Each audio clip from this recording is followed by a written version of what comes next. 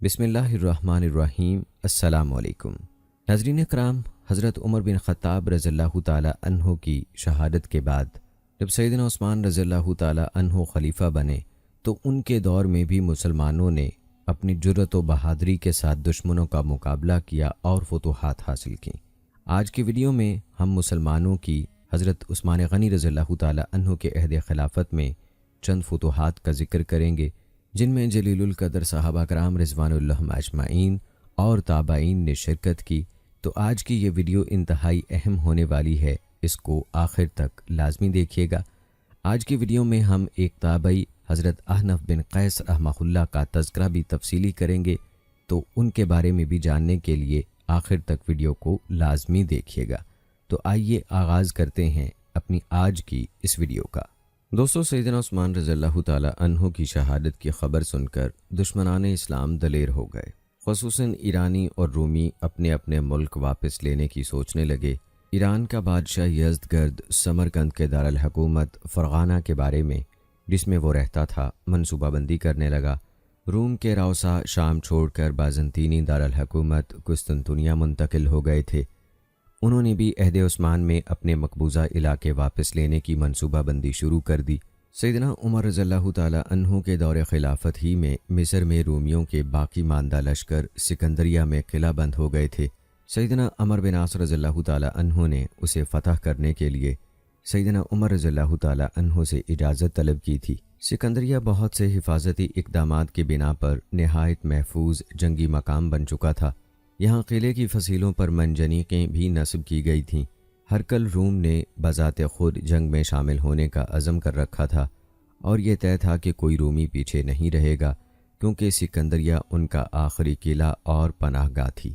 सैयदना उस्मान रज़ियल्लाहु ताला अन्हु के अहद खिलाफत में रूमी सिकंदरिया में इकट्ठे होने लगे। उन्होंने अपनी सल्तनत को वापस लेने की मनसूबाबंदी शुरू कर दी, हत्ता कि उन्होंने मुआहिदा सुलह भी ख़त्म कर दिया और रूम की बहरी सिपाह से भी मदद तलब की। चुनाचे रूम की बहरिया ने जंगी साजो सामान और अफरादी कुव्वत से लैस 300 बहरी जहाज़ रवाना कर दिए।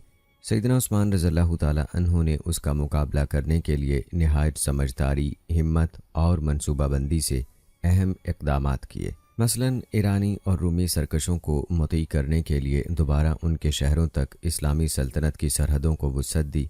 जहाद और फतूहात के सिलसिले को मफतूहा इलाकों से आगे तक जारी रखने के अहकाम जारी किए, ताकि उन मफतूहा इलाकों को पीछे से पहुँचने वाली इमदाद का सद्देबाब हो। बलाद इस्लामिया के इस्तेहकाम के इंतज़ामात किए और मुसलमानों को एक दूसरे से राब्ते में रहने की सहूलतें मुहैया की। इस्लामी फ़ौज की ज़रूरत के पेश नज़र बहरी अस्करी क़ुव्वत का आगाज़ किया। सैयदना उस्मान रज़ियल्लाहु ताला अन्हु के अहद खिलाफत में बड़े सरहदी शहर ही फ़ौजी छावनियाँ थीं। इराक़ की छावनियाँ कूफ़ा और बसरा थीं। सैयदना मुआविया रज़ियल्लाहु ताला अन्हु पूरे शाम के गवर्नर बने तो दमिश्क में मुजाहिदीन इस्लाम की बड़ी फ़ौजी छावनी बना दी गई। इसी तरह मिस्र भी छावनी की हैसियत रखता था। उसका मरकज़ फिस्तात था। ममलकत इस्लामिया की हिफाजत, फतूहात में वुसअत और इस्लाम को फैलाना उन छावनियों की अव्वलीन ज़िम्मेदारी थी। और आइए नाज़रीन, अब तज़किरा करते हैं अहद उस्मान रज़ियल्लाहु ताला अन्हु में बिला मशरिक़ में फतूहात का। रे और आज़रबाईजान के इलाके के ग़ज़वात अहले कूफ़ा के स्पुर्द थे। वहाँ हर वक्त 10,000 सिपाही अलर्ट रहते थे। 6,000 सिपाही आज़रबाईजान में और 4,000 रे में मुकर्रर थे। कूफ़ा की कुल बाकायदा फ़ौज 40,000 नफरी थी। उनमें से हर साल 10,000 फ़ौजी ड्यूटी देते थे। इस तरह हर सिपाही 4 साल के बाद 1 साल के लिए अस्करी ड्यूटी देता था। सैयदना उस्मान रज़ियल्लाहु ताला अन्हु ने पूरा कूफ़ा वलीद बिन उक़बा रज़ियल्लाहु ताला अन्हु के ज़ेरे इंतज़ाम कर दिया तो आज़रबाईजान के बाशिंदों ने बगावत कर दी। उन लोगों ने सैयदना उमर रज़ियल्लाहु ताला अन्हु के दौरे खिलाफत में हुज़ैफ़ा बिन यमान रज़ियल्लाहु ताला अन्हु को जितना ख़राज देना तय किया था, उनकी अदायगी से ना सिर्फ इनकार किया बल्कि अपने तहसीलदार उक़बा बिन फ़रक़त पर भी हमला कर दिया। सैयदना उस्मान रज़ियल्लाहु ताला अन्हु ने वलीद को उन पर चढ़ाई का हुक्म दिया। वलीद रज़ियल्लाहु ताला अन्हु ने इस मुहिम को सर करने के लिए अपने कमांडर सलमान बिन रबिया बाहली का इंतखाब किया। उसे मुक़द्दमा अल जैश के तौर पर रवाना किया। फिर लोगों को लेकर खुद हमलावर हुए। जल्द ही आज़रबाईजान के बाशिंदे पहली शराइत पर सुलह के लिए तैयार हो गए। ولید نے ان کی درخواست قبول کر کے ان سے اطاعت کا عہد لیا اور مضافاتی علاقوں میں شب خون مارنے کے لیے فوجی دستے پھیلا دیے۔ عبداللہ بن شبیل احمسی کو 4000 کا لشکر دے کر اہل موقان، ببر اور تلسیان کی طرف روانہ کیا۔ اسے بہت سے مال غنیمت کے علاوہ کچھ قیدی ہاتھ آئے، لیکن ان میں اکثر بچ کر نکل بھاگے۔ یوں ان کی قوت کو ختم نہ کیا جا سکا۔ پھر سلمان باہلی کو 12000 کا لشکر دے کر آرمینیا روانہ کیا۔ اس نے انہیں مطیع کیا اور بے شمار مال غنیمت لے کر واپس آیا۔ اس کے بعد ولید رضی اللہ تعالی عنہ کوفہ واپس آ گئے۔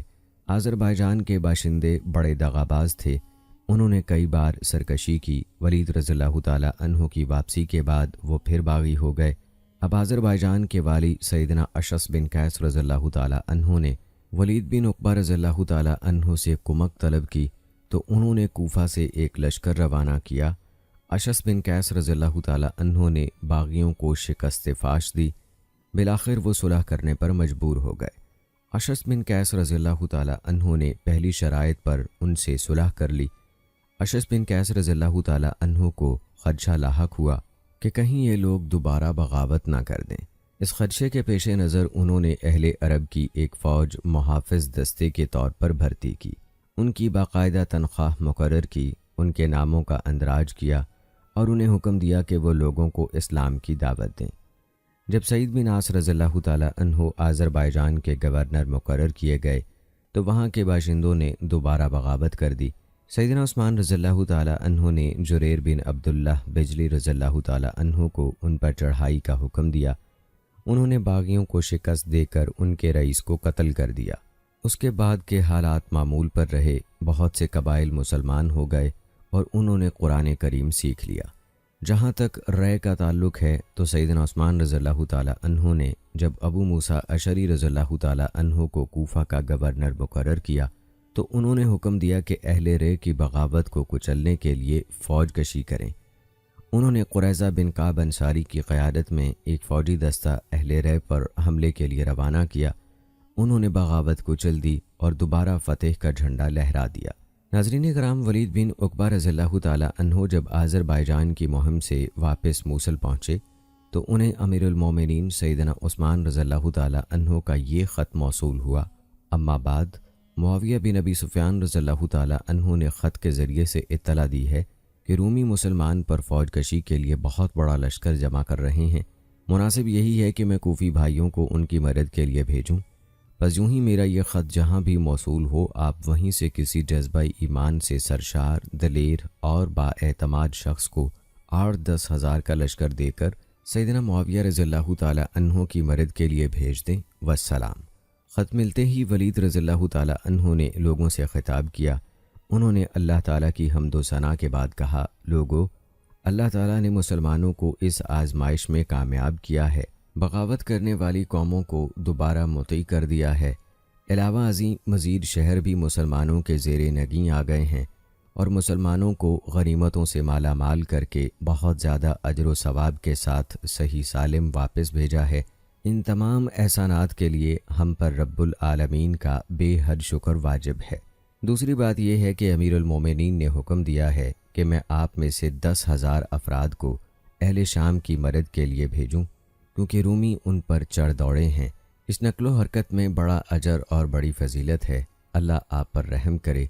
اب سلمان بن ربیہ باہلی کی قیادت میں نکلنے کے لیے تیار ہو جاؤ۔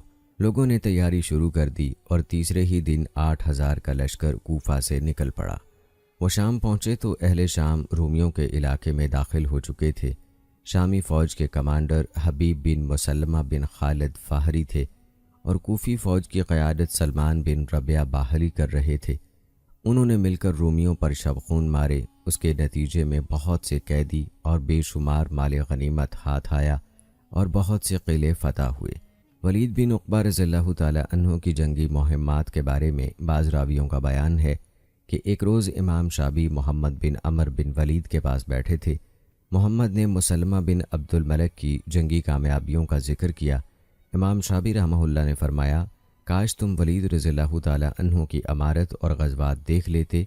وہ جب تک گورنر رہے نہایت کامیابی سے جہاد کرتے رہے، وہ کبھی کمزور نہیں پڑے تھے۔ نہ کسی نے ان کے خلاف بغاوت کی جرأت کی۔ آئیے ناظرین، اب تذکرہ کرتے ہیں سیدنا سعید بن عاص رضی اللہ تعالی عنہ کی طبرستان پر فوج کشی کا۔ 30 ہجری کو سعید بن عاص رضی اللہ تعالی عنہ کوفہ سے خراسان پر چڑھائی کے لیے نکلے۔ آپ کے ساتھ حذیفہ بن یمان رضی اللہ تعالی عنہ اور حسن و حسین رضی اللہ تعالی عنہ کے علاوہ رسول اکرم صلی اللہ علیہ وآلہ وسلم کے دیگر صحابہ کرام رضوان اللہ اجمعین، عبداللہ بن عباس، عبداللہ بن عمر، عبداللہ بن عمر بن عاص اور عبداللہ بن زبیر رضی اللہ تعالی عنہ وغیرہ بھی تھے۔ ادھر بصرہ سے عبداللہ بن عامر رضی اللہ تعالی عنہ بھی خراسان پر چڑھائی کے لیے جا رہے تھے۔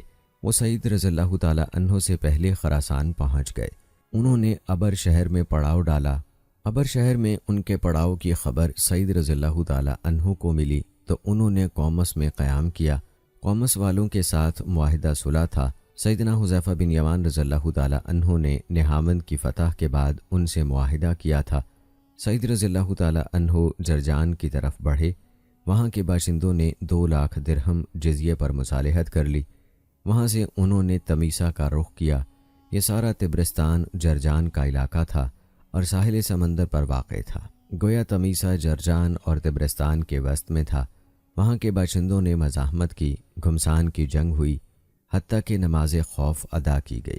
سعید بن عاص رضی اللہ تعالی عنہ نے سیدنا حذیفہ رضی اللہ تعالی عنہ سے پوچھا کہ رسول اکرم صلی اللہ علیہ وآلہ وسلم نے نماز خوف کس طرح ادا کی تھی؟ انہوں نے طریقہ بتایا۔ سعید رضی اللہ تعالی عنہ نے لشکر کو نماز خوف پڑھائی۔ اس دوران زبردست جنگ جاری تھی۔ اس دن سعید رضی اللہ تعالی عنہ نے ایک مشرک کو اتنے زور سے تلوار ماری کہ اس کے کندھے کو کاٹتی ہوئی کوہنی سے جا نکلی۔ بالآخر سعید رضی اللہ تعالی عنہ نے دشمنوں کا محاصرہ کر لیا۔ انہوں نے امان طلب کی۔ آپ نے اس شرط پر امان دے دی کہ ان کا ایک آدمی قتل نہیں کیا جائے گا۔ جب انہوں نے قلعے کا دروازہ کھولا تو سعید رضی اللہ تعالی عنہ نے ایک شخص کے علاوہ سب کو قتل کر دیا اور قلعے میں موجود سارا ساز و سامان اپنے قبضے میں لے لیا۔ جب سعید رضی اللہ تعالی عنہ واپس کوفہ روانہ ہوئے تو قاب بن جائیل نے ان کے مداح میں اشعار پڑھے۔ سعید کیا خوب نوجوان ہیں، انہوں نے گھوڑا دوڑاتے ہوئے گولان کی پہاڑیوں کو بھی پیچھے چھوڑ دیا۔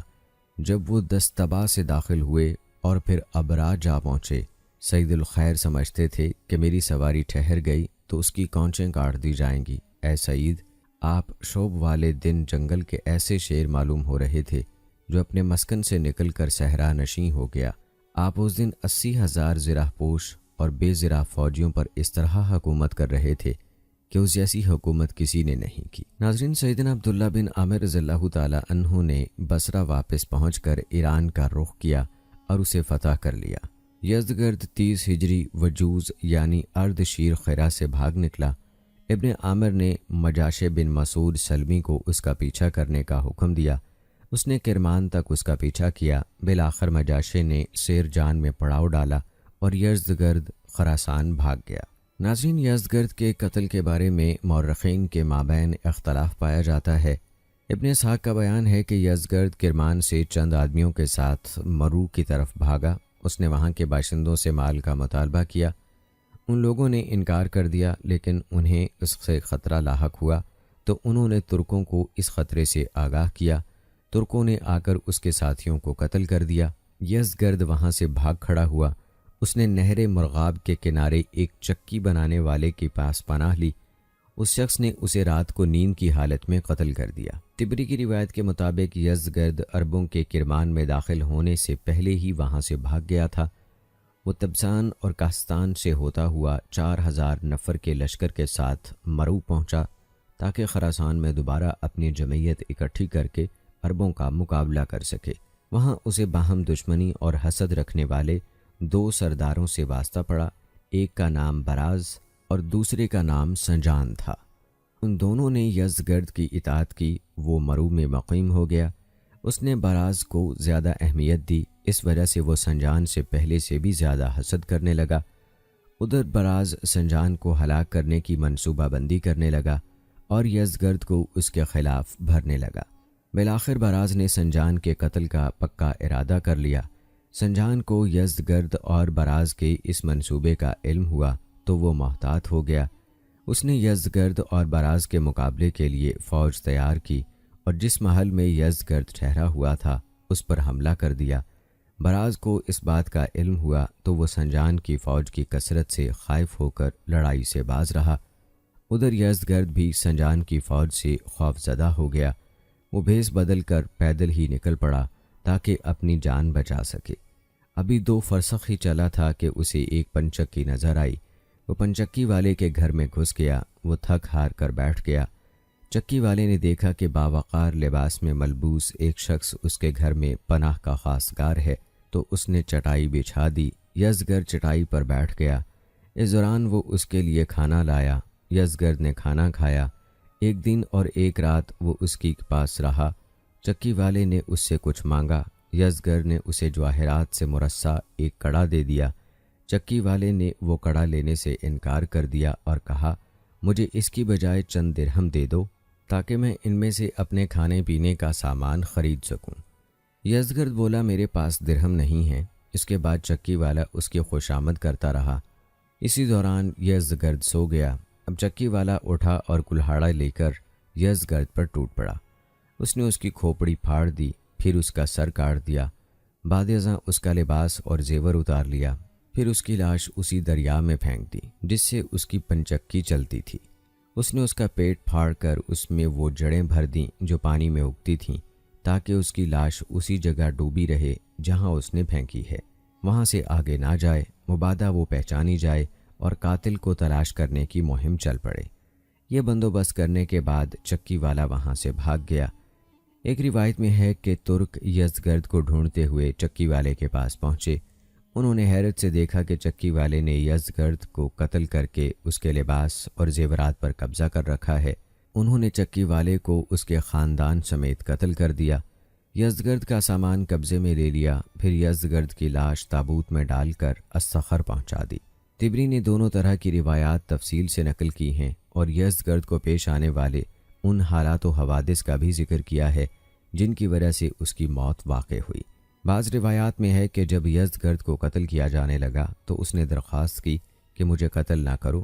پھر وہ بولا، افسوس ہے تم پر، ہم نے اپنی کتابوں میں پڑھا ہے کہ جس نے بادشاہوں کو قتل کرنے کی جرت کی، اللہ اسے دنیا میں آگ میں جلنے کا مزہ چکھائے گا، لہٰذا مجھے قتل نہ کرو، مجھے اپنے گورنر کے پاس لے جاؤ یا عربوں کے پاس بھیج دو، کیونکہ عرب میرے جیسے بادشاہوں کے ساتھ شرم و لحاظ کا سلوک کرتے ہیں۔ یزدگرد 20 سال تک حکمران رہا۔ اس مدت میں سے 4 سال نہایت شان و شوکت اور سکون سے گزرے۔ باقی 16 سال وہ اسلام اور اہل اسلام کے ڈر سے در بدر کی ٹھوکریں کھاتا رہا۔ وہ فارس کا آخری مطلق العنان حکمران تھا۔ پاک ہے وہ ذات جو ساری عظمتوں، رفتوں اور شہنشاہیت کی مالک ہے۔ وہ باری تعالیٰ جو ہمیشہ سے زندہ ہے اور سدا زندہ رہے گا۔ اس کے سوا کوئی معبود حقیقی نہیں، اس کی ذات کے سوا ہر چیز فانی ہے، اسی کا حکم چلتا ہے، سبھی کو اسی کی طرف پلٹ کر جانا ہے، اسی کی سلطنت کو دوام اور بادشاہت کو بقا ہے۔ رسول اکرم صلی اللہ علیہ وآلہ وسلم نے روم اور ایران کے بادشاہوں کے متعلق فرمایا تھا، کسریٰ ہلاک ہو گیا، اب اس کے بعد کوئی کسریٰ نہیں ہوگا، اور جب کیسر ہلاک ہو جائے گا تو اس کے بعد کوئی کیسر نہیں آئے گا۔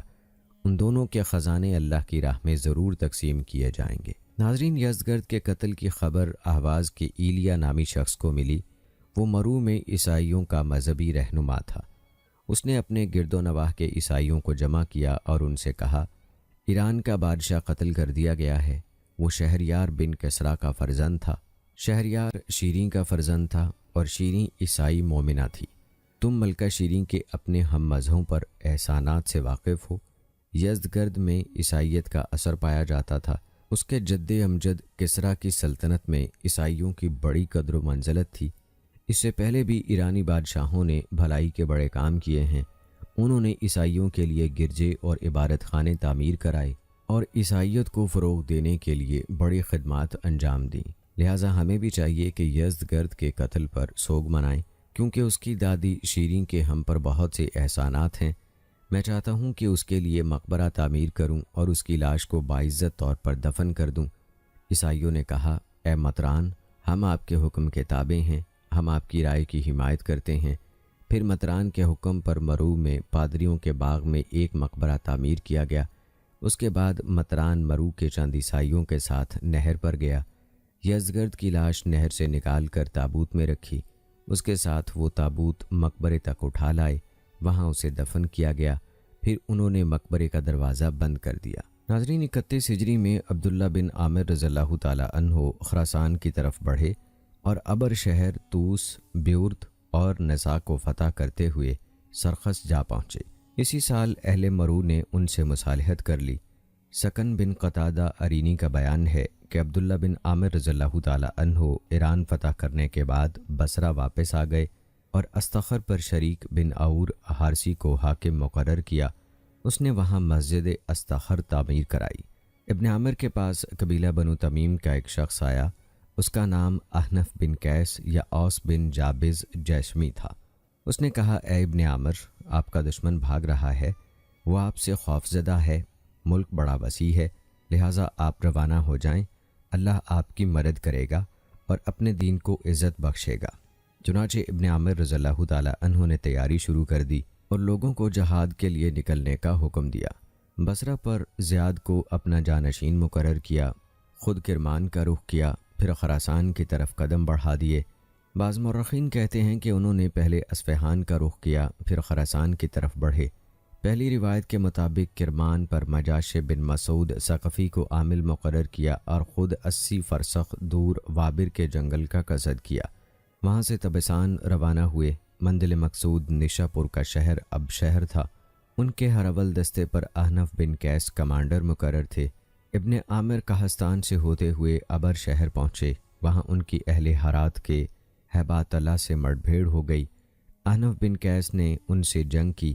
اہل ہرات شکست کھا کر بھاگے اور ابن عامر نشاپور آ گئے۔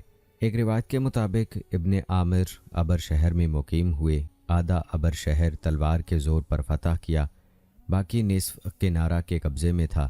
نسا اور طوس کا نصف حصہ بھی اس کے قبضے میں تھا، اس لیے ابن عامر مرو کی طرف نہیں جا سکے۔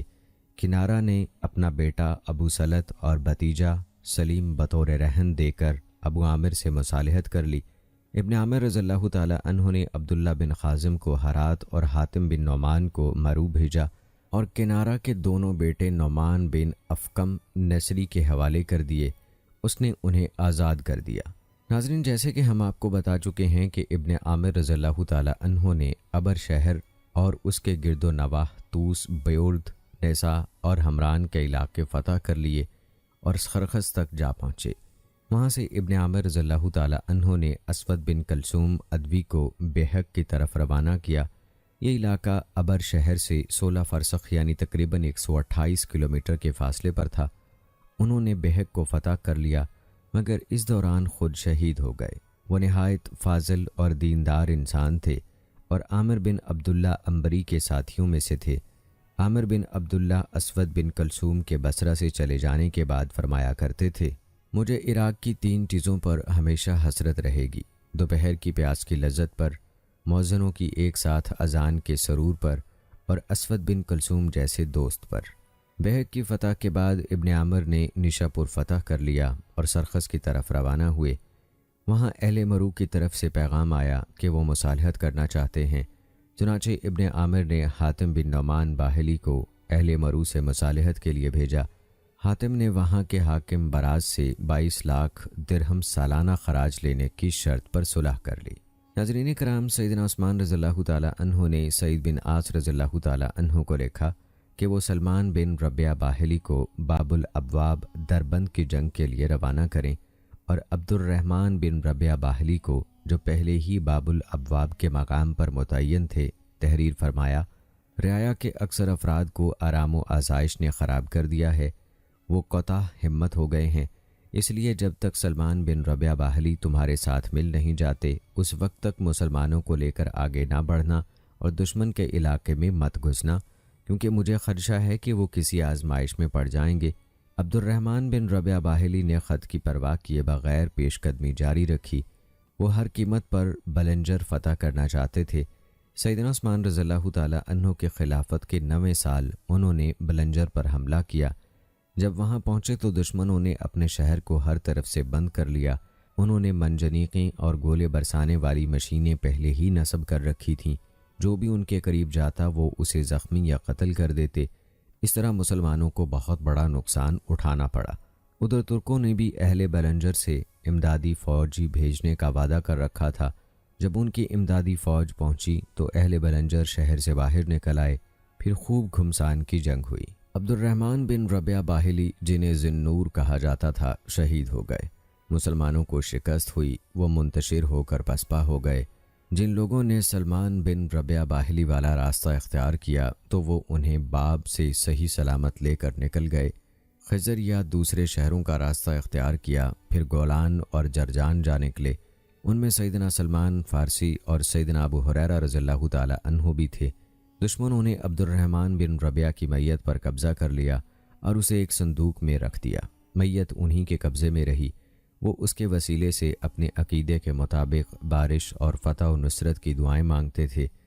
ان کی نسلیں آج تک ایسا ہی کرتی چلی آ رہی ہیں۔ ناظرین، 32 ہجری میں جب عبد الرحمن بن ربیعہ باہلی شہید ہو گئے تو سعید بن عاص رضی اللہ تعالی عنہ نے ان کی جگہ سلمان بن ربیعہ باہلی کو حاکم بنایا۔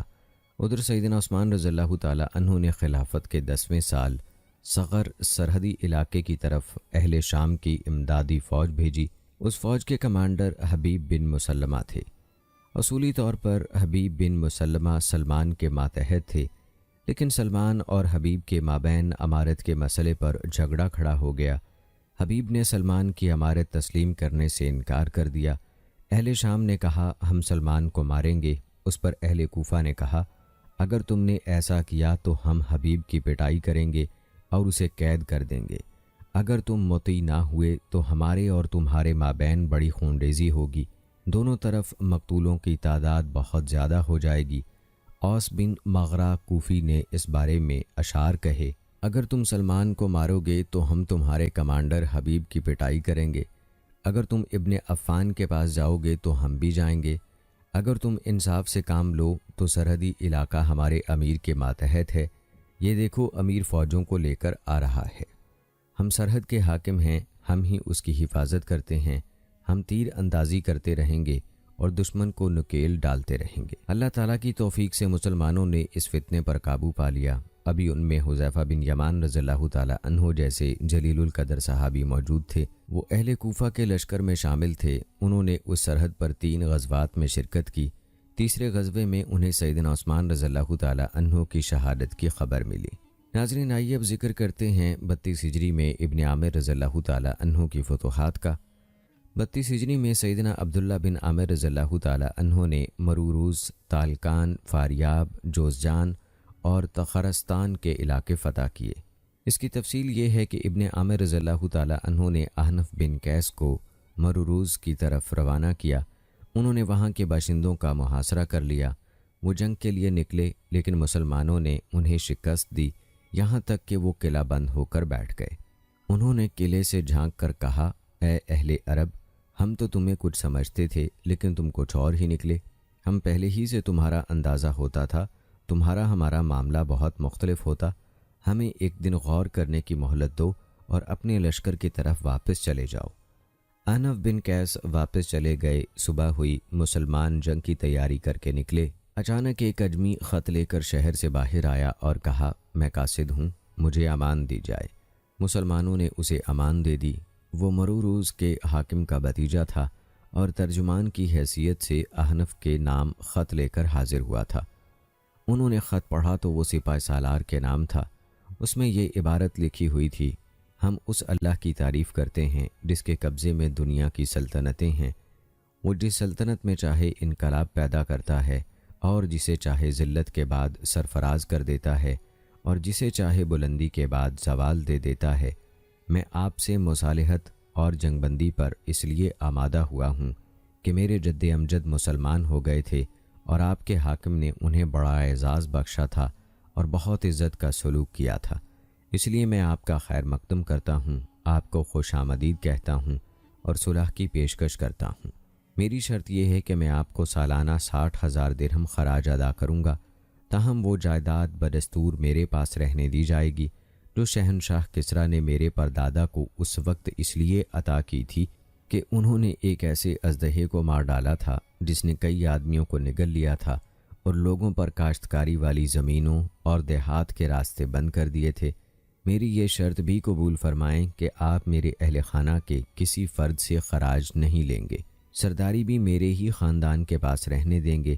اگر آپ مجھے یہ رعایت دیں تو میں آپ کی خدمت میں آ جاؤں گا۔ میں نے ان شرائط کی توثیق کرانے کے لیے اپنے بھتیجے ماہک کو آپ کے پاس بھیجا ہے۔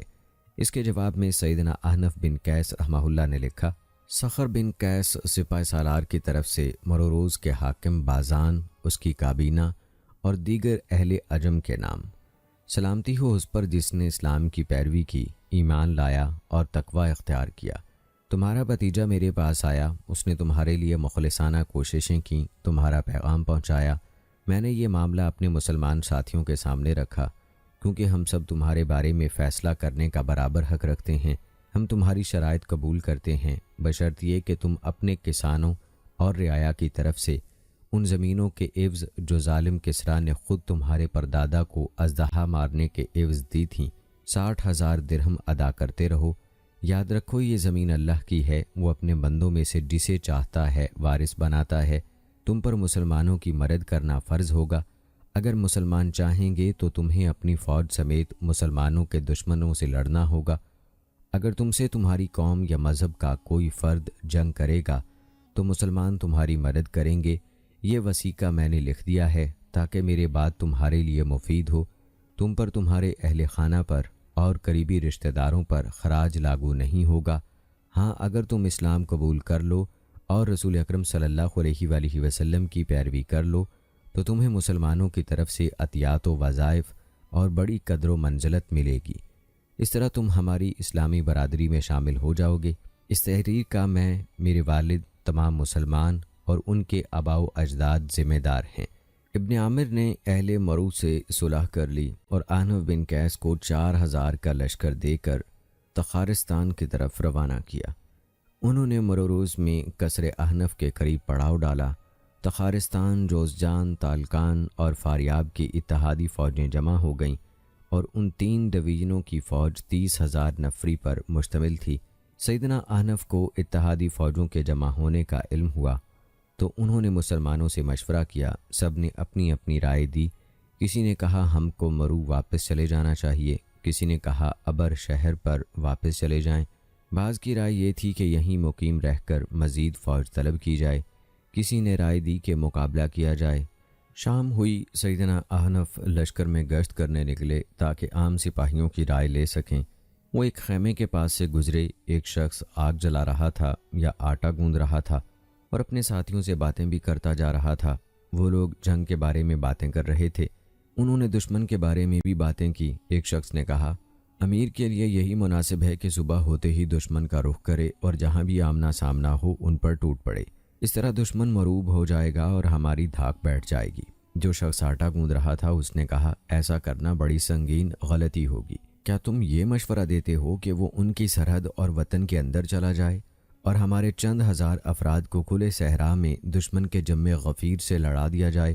اس طرح دشمن ہمیں ایک ہی حملے میں نیست و نابود کر دے گا۔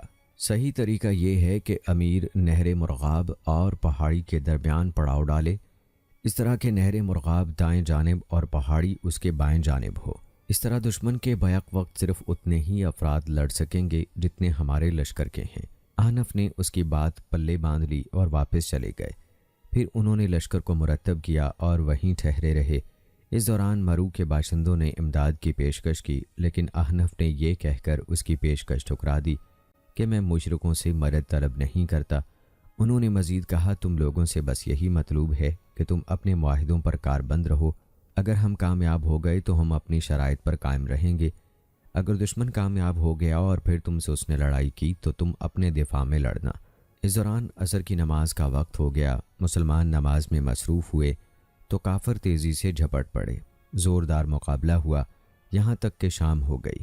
اس دوران احنف ایک شاعر ابن جویا آرجی کے شعر گنگنا رہے تھے، آج وہ شخص موت کو ناپسند نہ کرنے کا زیادہ حقدار ہے جو مضبوط غلام ہو اور اس کی اولاد بھی نہ ہو۔ ایک روایت میں ہے کہ رات گئے تک جنگ جاری رہی، پھر اللہ تعالیٰ نے دشمنوں کو شکست دے دی۔ مسلمانوں نے دباؤ جاری رکھا یہاں تک کہ دشمن مقام رسکن تک پسپا ہوتا چلا گیا۔ یہ علاقہ قصر احنف سے تقریباً 12 فرسخ کے فاصلے پر ہے۔ مرو روز کا حاکم ابھی تک جزیے کی رقم دینے میں متردد تھا۔ وہ مسلمانوں کی فتح یا شکست کا انتظار کر رہا تھا۔ جب احنف کو جنگ میں فتح ہو گئی تو انہوں نے مرزبان سے خراج لینے کے لیے اپنے 2 نمائندے بھیجے اور انہیں حکم دیا کہ پہلے رقم وصول کرنا پھر بات کرنا۔ انہوں نے اسی طرح کیا۔ مرزبان جان گیا کہ انہیں فتح ہو گئی ہے، اس لیے تو انہوں نے آتے ہی خراج کا مطالبہ کر دیا، لہٰذا اس نے خراج کی رقم دے دی۔ احنف بن قیس رحمہ اللہ نے اقرا بن حابس تمیمی رضی اللہ تعالیٰ عنہ کو شاہ سواروں کا ایک دستہ دے کر جوزجان روانہ کیا اور حکم دیا کہ بچے کھچے جنگجوؤں کا خاتمہ کر دو۔ اقرا بن حابس رضی اللہ تعالیٰ عنہ جب وہاں پہنچے تو دشمنوں نے مسلمانوں کا مقابلہ کیا۔ مسلمانوں کے کچھ سوار شہید ہو گئے، پھر اللہ تعالیٰ نے مسلمانوں کو فتح سے سرفراز فرمایا۔ انہوں نے دشمنوں کو شکست دے کر انہیں قتل کر دیا۔ ناظرین، سیدنا احنف بن قیس رحمہ اللہ مرو روز سے بلخ گئے۔ وہاں انہوں نے دشمن کا محاصرہ کر لیا۔ وہاں کے باشندوں نے ان سے 4 لاکھ درہم کی رقم ادا کرنے پر صلح کی درخواست کی۔ انہوں نے یہ رقم قبول کر لی۔ اپنے چچا زاد اسید بن متمشس کو رقم وصول کرنے کی ذمہ داری سونپی اور خود خارزم چلے گئے۔ موسم سرما شروع ہونے تک وہیں مقیم رہے۔ سردی کی وجہ سے مزید اقدام مشکل ہو گیا۔ انہوں نے اپنے ساتھیوں سے رائے لی۔ انہوں نے کہا، عمر بن مادی قرب کا شعر ہے، جب تم کوئی کام نہ کر سکو تو اسے چھوڑ دو اور اس کی بجائے وہ کام کرو جسے تم انجام دے سکو۔ اس پر سیدنا احنف نے کوچ کرنے کا حکم دیا اور بلخ لوٹ آئے۔ اس وقت تک ان کے چچا زاد بھائی اسید بن متشمس مصالحت کی رقم وصول کر چکے تھے۔ اخراج کی وصولی کے موقع پر مہرجان کا تہوار آ گیا۔ اہل بلخ نے اسید کو سونے چاندی کے برتن، درہم و دینار، ساز و سامان اور کپڑے پیش کیے۔ اسید نے پوچھا، کیا یہ چیزیں بھی اس معاہدے میں شامل ہیں جس کے تحت ہم نے تم سے صلح کی تھی؟ انہوں نے کہا، نہیں، مگر ہم یہ چیزیں اس دن اپنے حاکم کو اس کی ہمدردی حاصل کرنے کے لیے دیتے ہیں۔ اسید نے پوچھا، آج کیا دن ہے؟ انہوں نے کہا، آج مہرجان یعنی میلہ یا عید ہے۔ اسید نے کہا، میں نہیں جانتا کہ اس دن کی کوئی اہمیت ہے، لیکن میں یہ تحائف بھی واپس نہیں کرنا چاہتا۔ ہو سکتا ہے یہ میرا حق ہو، لہٰذا میں لے لیتا ہوں، لیکن اسے الگ رکھوں گا تاکہ بعد میں اس کے بارے میں غور کروں۔ انہوں نے وہ تحائف وصول کر لیے اور سیدنا احنف کو صورتحال بتائی۔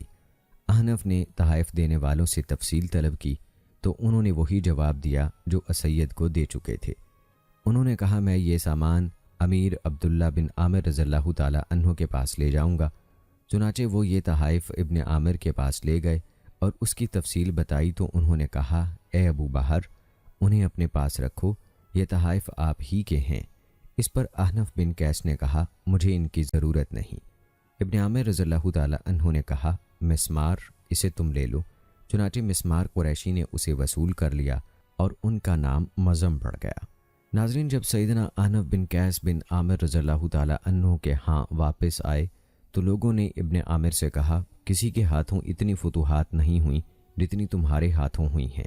ایران، کرمان، سرستان اور خراسان کا سارا علاقہ تمہارے ہاتھوں فتح ہوا ہے۔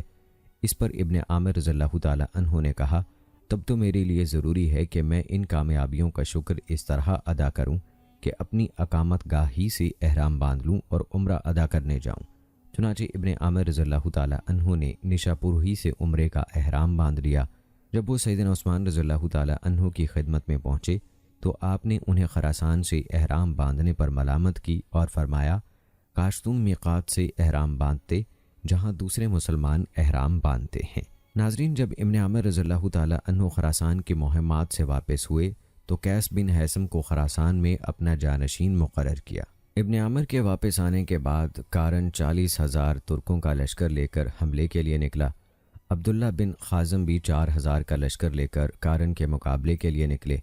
جب شام ہوئی تو انہوں نے 600 سپاہیوں کا ہر اول دستہ آگے بھیجا اور انہیں حکم دیا کہ نیزوں کی نوک پر روئی اور تیل لگا کر آگ روشن کریں۔ وہ آدھی رات ہی کو کارن کے لشکر پر ٹوٹ پڑے۔ ترکوں کے اوسان خطا ہو گئے۔ وہ سمجھ ہی نہ سکے کہ یہ کیا آفت آن پڑی ہے۔ اس طرح مسلمانوں کے مختصر سے ہر اول دستے ہی نے دشمن کے 40,000 کے لشکر کو جنگ میں الجھائے رکھا۔ اس دوران ابن خازن نے باقی فوج کو ساتھ لے کر ان کا گھیراؤ کر لیا۔ ترک دم دبا کر بھاگے، مسلمانوں نے ان کا پیچھا کیا، بہت سے فوجیوں کو واصل جہنم کیا، کارن بھی مارا گیا۔ دشمن کے بہت سے فوجی قیدی بنا لیے گئے اور بے شمار مال غنیمت مسلمانوں کے ہاتھ لگا۔ ابن خازن نے اس فتح کی خوشخبری ابن عامر کو دی تو وہ اس سے راضی ہو گئے اور اسے خراسان کی حکومت پر بحال رکھا۔ اس کا پس منظر یہ ہے کہ اس نے ایک ہیلے کے ذریعے سے سابق حاکم قیس بن حاسم کو خراسان سے نکال دیا تھا اور خود کارن سے جنگ کرنے میں مشغول ہو گیا تھا، جبکہ قیس کو خود ابن عامر اپنا جانشین مقرر کر گئے تھے۔ غرض یہ کہ جب ابن خازن نے کارن کو شکست دے کر اور اس کے ساز و سامان پر قبضہ کر کے ابن عامر کو یہ خوشخبری سنائی تو وہ خوش ہو گئے اور اسے خراسان کی حکومت پر بحال رکھا۔ اس طرح سیدنا عثمان رضی اللہ تعالی عنہ نے مشرق میں اٹھنے والی شورشوں اور بغاوتوں کا سدباب کیا۔ فتوحات کا سلسلہ مسلسل جاری رہا، بغاوتیں مسلمانوں کو کمزور نہ کر سکیں۔ انہیں کچلنے کے لیے خلیفہ راشد ہر آن مستعد رہے، ان کے عزم و استقلال میں ذرا بھی کمی نہیں آئی۔ انہوں نے بڑی جرأت کے ساتھ ہر چیلنج کا مقابلہ کیا اور بڑی تیزی سے حالات کا رخ پھیر دیا۔ آپ نے امدادی مہمات شروع کیں، نہایت قابل، اہل اور باصلاحیت افراد کو مختلف ذمہ داریاں سونپیں۔ تاریخ طبری، ابن کثیر اور قلائی میں وارد واقعات سے معلوم ہوتا ہے کہ سیدنا عثمان رضی اللہ تعالی عنہ نے جن حضرات کو سرکاری عہدوں اور قیادت کے لیے منتخب کیا وہ اپنے مناصب کی پوری طرح اہل تھے۔ انہوں نے نہایت کامیابی سے فتوحات کا دائرہ وسیع کیا اور پریشان کن صورتحال پر خوش اسلوبی سے قابو پا لیا۔ وہ نہایت موزوں افراد تھے اور ان کا انتخاب الہامی تھا۔ اس کے ساتھ ساتھ سیدنا عثمان رضی اللہ تعالی عنہ اس بات سے بھی بخوبی واقف تھے کہ جہاد کی ذمہ داری بہت مشکل اور بڑی اہم ہے، جو بھرپور توجہ اور رہنمائی کا تقاضا کرتی ہے۔ اس وقت جدال و قتال کا دائرہ کار نہایت وسیع ہو چکا تھا، نت نئے فتنے سر اٹھا رہے تھے۔ سب سے بڑی مشکل یہ تھی کہ شہروں کی مسافت بہت زیادہ تھی۔ سیدنا عثمان رضی اللہ تعالی عنہ نے مسند خلافت پر جلوہ افروز ہونے کے بعد جس طرح اور جس تیزی سے درپیش مشکلات پر قابو پایا، وہ ان کے استقلال، عزم و ہمت اور بردباری، حد درجہ احتیاط، شخصی قوت اور پختہ بصیرت کی بڑی روشن دلیل ہے۔ سیدنا عمر بن خطاب رضی اللہ تعالی عنہ کی شہادت کے بعد مملکت اسلامیہ کے وقار کو بہت نقصان پہنچا اور مملکت میں خاصی کمزوری آ گئی تھی۔ اس عظمت اور وقار کو دوبارہ بحال کرنے میں اللہ تعالیٰ کی ذات اقدس کے فضل و کرم کے بعد سیدنا عثمان رضی اللہ تعالی عنہ کی مساعی جمیلہ نہایت مؤثر طور پر کار فرما ہیں اور آپ کے اقدامات کے نہایت شاندار نتائج سامنے آئے۔ باغیوں اور سرکشوں کو مطیع ہونا پڑا اور ان پر دوبارہ سلطنت اسلامیہ کی دھاک بیٹھ گئی۔ فتوحات اسلامیہ کا دائرہ بغاوت کرنے والے شہروں سے آگے تک وسیع کر دیا گیا تاکہ ان شہروں میں پناہ لینے والے باغیوں کی روک تھام ہو اور ان شہروں سے جو فتنے سر اٹھاتے ہیں ان کا قلع قمع کیا جا سکے۔ مفتوحہ شہروں کی حفاظت کے لیے مسلمانوں نے باقاعدہ ضابطے مقرر کیے جن کی روشنی میں وہ ان شہروں کی نگرانی کرتے تھے۔ ناظرین، سیدنا عثمان رضی اللہ تعالی عنہ کے عہد خلافت میں عظیم الشان فتوحات ہوئیں۔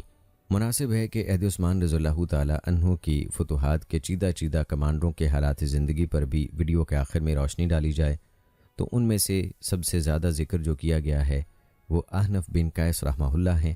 آپ کا اصل نام زحاق یا صخر تھا، لیکن آپ ابو بحر احنف بن قیس کے نام سے مشہور تھے۔ سلسلہ نسب یہ ہے: احنف بن قیس بن معاویہ بن حسین بن حفص بن عبادہ تمیمی، والدہ کا نام ہبہ بنت عمر بن کرت باہلہ تھا۔ ان کے بھائی اختل بن کرت بہادری میں اپنی مثال آپ تھے۔ احنف بن قیس اپنے اس ماموں پر فخر کرتے ہوئے کہا کرتے تھے، میرے ماموں جیسا بھلا کس کا ماموں ہے۔ آپ بڑے بلند مرتبہ کبار تابعین میں سے تھے، اپنی قوم کے نہایت مقبول لیڈر تھے۔ نہ صرف اپنی قوم کے بلکہ اہل بصرہ کے بھی سردار تھے۔ آپ لوگوں کے طبقات، طباع اور میلانات کے اختلاف کے باوجود ہر دل عزیز اور بااعتماد تھے۔ آپ کا شمار دانا، دور اندیش اور صاحب عقل و بصیرت لوگوں میں ہوتا تھا۔ آپ دیندار، ذہین و فطین اور فصیح و بلیغ تھے۔ آپ کا حلم ایک ضرب المثل بن گیا تھا۔ آپ کے بارے میں خالد بن صفان نے کہا تھا احنف بن قیس شرف اور جاہ و جلال سے دور بھاگتے تھے لیکن شرف ان کا پیچھا کرتا تھا۔ ناظرین، احنف بن قیس رحمہ اللہ نہایت حلیم اور بردبار تھے۔ آپ کے حلم کی مثال دی جاتی تھی۔ ایک مرتبہ پوچھا گیا کہ حلم کسے کہتے ہیں؟ فرمایا صبر کے ساتھ ساتھ عجز و انکسار اختیار کرنا۔ لوگ آپ کے حلم پر تعجب کرتے تو آپ فرماتے مجھے بھی تمہاری طرح غصہ آتا ہے لیکن میں صبر سے کام لیتا ہوں۔ میں نے حلم قیس بن عاصم منکری سے سیکھا ہے۔ اس کے بیٹے کو اس کے بھتیجے نے قتل کر دیا۔ قاتل کے ہاتھ پاؤں باندھ کر اس کے سامنے پیش کیا گیا تاکہ قصاص لے لیں، لیکن قیس نے کہا تم نے اس نوجوان کو خوفزدہ کر دیا ہے۔ پھر نوجوان کی طرف متوجہ ہو کر کہا تم نے بہت برا کیا، اپنی تعداد گھٹا دی، اپنی قوت کو کمزور کیا، دشمن کو ہنسایا اور اپنی قوم سے برا سلوک کیا۔ پھر لوگوں سے مخاطب ہو کر کہا اسے چھوڑ دو اور مقتول کی ماں کو دیت ادا کر دو کیونکہ وہ تنہا ہو چکی ہے۔ قاتل چلا گیا۔ قیس نے پہلو تک نہ بدلا، نہ اس کے چہرے پر کوئی تغیر پیدا ہوا۔ ناظرین، احنف بن قیس رحمہ اللہ نہایت عاقل اور دور اندیش انسان تھے۔ ایک مرتبہ انہوں نے کہا جس آدمی میں 4 خوبیاں ہوں وہ بلا مقابلہ اور بغیر روک ٹوک اپنی قوم کا سردار بن جاتا ہے۔ جس کا دین اسے ظلم و زیادتی سے روکتا ہو، جس کا حسب اس کی حفاظت کرتا ہو، جس کی عقل اس کی رہنمائی کرتی ہو اور جس کی حیا اسے رذائل سے منع کرتی ہو۔ ان کا قول ہے عقل سب سے بہترین ساتھی ہے، ادب سب سے عمدہ میراث ہے اور اللہ تعالیٰ کی طرف سے توفیق بہترین رفیق ہے۔ وہ فرماتے تھے میں نے کسی کی عدم موجودگی میں اس کی برائی نہیں کی۔ جب آپ سے کسی آدمی کا ذکر کیا جاتا تو آپ فرماتے اسے اس کے حال پر چھوڑ دو، وہ اپنا ہی رزق کھاتا ہے اور اسے موت آ جائے گی۔ ایک روز ان کے بھتیجے نے ڈاڑھ کے درد کی شکایت کی تو فرمانے لگے 30 سال سے میری آنکھ کی بینائی ختم ہو چکی ہے لیکن میں نے اس کا کسی سے ذکر تک نہیں کیا۔ مزید فرمایا جب مجھ سے کسی بلند مرتبت نے جھگڑا کیا تو میں نے اس کی قدر و منزلت کا اعتراف کر لیا اور لڑائی ختم کر دی۔ جب کسی نچلے درجے کے شخص نے مجھ سے الجھنے کی کوشش کی میں نے اسے جھگڑنا اپنی شان کے خلاف سمجھا۔ ہاں اگر کسی ہم پلہ سے واسطہ پڑا تو میں اس پر فضیلت لے گیا۔ آپ نہایت سقا، عالم دین، امانت دار اور کمگو تھے۔ آپ نے سیدنا عمر بن خطاب، عثمان بن عفان، علی بن ابی طالب اور ابو ذر غفاری رضوان اللہ اجمعین سے روایت کی ہے، اور آپ سے روایت کرنے والے حسن بصری رحمہ اللہ اور عروہ بن زبیر رضی اللہ تعالی عنہ وغیرہ ہیں۔ آپ کا شمار سیدنا معاویہ رضی اللہ تعالی عنہ کے دور کے معروف فقہا میں ہوتا ہے۔ آپ نہایت حکیم اور دانا تھے، ہمیشہ پرمغز اور نصیحت آموز گفتگو فرماتے تھے۔ آپ نہایت فصیح اللسان اور قادر الکلام تھے۔ ایک مرتبہ خطبہ دیا تو اللہ تعالیٰ کی حمد و ثنا کے بعد کہا اے بنو عز اور بنو ربیہ، تم ہمارے دینی بھائی اور ازدواجی رشتہ قرابت میں ہمارے شریک ہو، نسب میں ہماری مثل اور ہمارے سگے ہو، رہائش میں ہمارے ہمسائے اور دشمن کے خلاف ہمارے بازو ہو۔ اللہ کی قسم عز بصرہ ہمیں کوفہ کے بنو تمیم سے زیادہ محبوب ہیں اور عز کوفہ ہمیں شام کے بنو تمیم سے زیادہ پسند ہیں۔ اگر تمہاری دشمنی حد سے بڑھ جائے تب بھی ہمارے ضبط و تحمل اور اموال میں اپنے اور تمہارے لیے وسعت باقی رہے گی۔ تو ناظرین کرام، یہ تھی ہماری آج کی ویڈیو جس میں ہم نے آپ کو تفصیل کے ساتھ حضرت عثمان غنی رضی اللہ تعالی عنہ کے عہد خلافت میں بلاد مشرق میں ہونے والی فتوحات کے بارے میں آپ کو بتایا، کس طرح سے صحابہ کرام رضوان اللہ اجمعین اور تابعین نے فتوحات حاصل کیں۔ امید ہے کہ ہماری آج کی یہ ویڈیو آپ کو پسند آئی ہوگی۔ آج کی اس ویڈیو کے متعلق اپنی رائے کا اظہار کمنٹ باکس میں لازمی کیجیے گا۔ مجھے اگلی ویڈیو تک اجازت دیں۔ فی امان اللہ۔